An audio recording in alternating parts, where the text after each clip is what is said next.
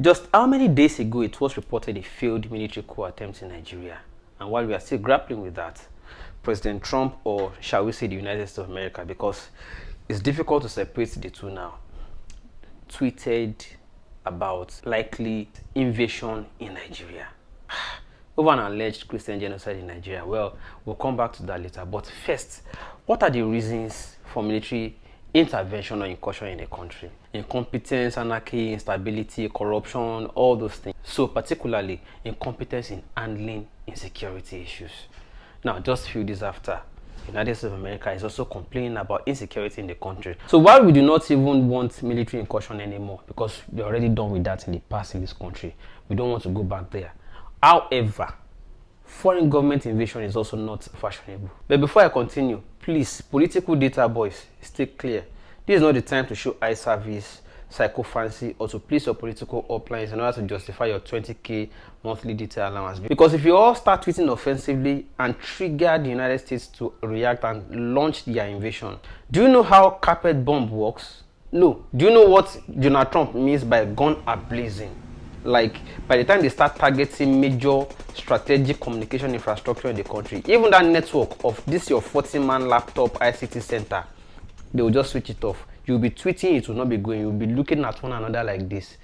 Only you'll be talking to yourself. Nobody will see what you are tweeting. Not even your political outlines in their own helpless state. So all this your fake sovereignty claim you are tweeting up and down will not work at this. It's better you direct all those tweets at those your political outlines to start being truly patriotic, to tackle insecurity head on and make Nigeria safe for all of us. Because you all forgot about sovereignty when your political outlines were junketing abroad to go and be obtaining loans and collecting aids frivolously. When they were sending all their wives and children abroad to go and obtain citizenship, because they have no confidence, they have no reposed trust in this country, but abroad. When you lost your steeze and composure for sovereignty, at the time you were junketing abroad on medical tourism, because you cannot build hospitals for yourselves here to treat yourselves, but only have a hope and trust in abroad medical facility. In fact, most of them even prefer to die. The last president preferred to go and die abroad in medical facility over there. Your steeze about sovereignty was missing when your president was begging foreign country to please not release his medical record because it's going to embarrass him. There was no steeze and composure, no sovereignty that time. So now that they are saying, no, you guys are incompetent and people are, you see, it's because they also have citizens here who are also reporting back to them about persistent insecurity in the country.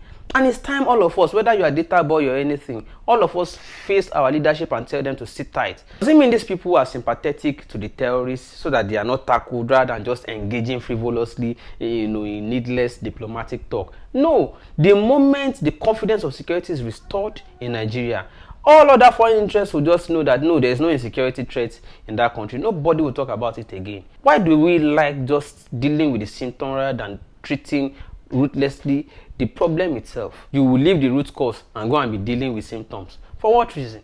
Since how long have...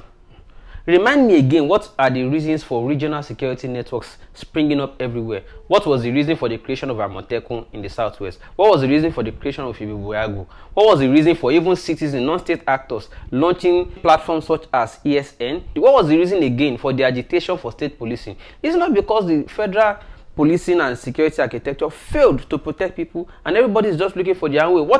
Was the need for JTF and even local vigilantes? But rather than address this issue squarely, Nigerian governments and their officials are busy engaging in show-off businesses. All of them just junketing abroad, flying with long motorcade of convoy, showing off, impressing and oppressing when the real issues are not even addressed. Rather than showing that our military is only capable at shooting at armless citizens, for instance, at only armless unarmed protesters. NSAS of 2010-20 is still in our memory and remaining indelible, even till recently.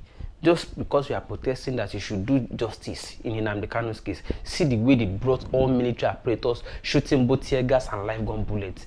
But terrorists, no. Recently in Kwara, they have almost sacked the entire place, village after village. It just appears as if government doesn't exist in that state anymore. Lastly, let me just address President Donald Trump. Dear President Trump, Okoya Bubuwa, Okoya Tinubu, please. We understand your concern because Nigeria, truly, even the citizens understand Nigeria is truly a place of special, curious concern over insecurity. However, it's not just about Christians, because everybody is complaining. But just as we do not want military incursion, the same way we do not desire foreign government invasion. Because by gun are blazing, the sporadic gun bullets are not going to be selecting people and be asking them, are you a Christian or are you a non-Christian? For instance, if a bullet is coming at, will it be asking, as are you a Christian? And I'll tell the bullet, I'm a Christian. No, the bullet will now divert and start looking for non-Christians. No, now. So we do not desire a foreign government military invasion of our country at this time, because it's only going to compound the problem for that. By the time you leave, the story will not be the same again. So please, but I have a suggestion, sir. You can ban all our politicians, for instance, all their wives and children and concubines that you have their information abroad.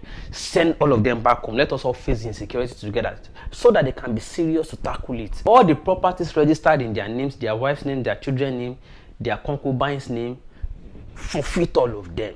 Ban them from coming. And you also meet them momentarily at all these international conferences like the United Nations Summit and co. You can tell them to their faces that we are going to stop you. In fact, make a media mess of them. Confront them. Take actions. Freeze their properties that are with you. Ban them from coming from medical tourism in your country. We need all of those sanctions so that they can be serious about securing their own country and building infrastructure in order not to continue to overstretch your own facilities over there. Those and some other sanctions are the things we beg of you.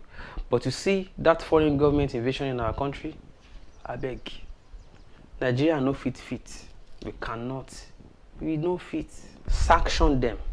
But we don't need that foreign government invasion. Thank you.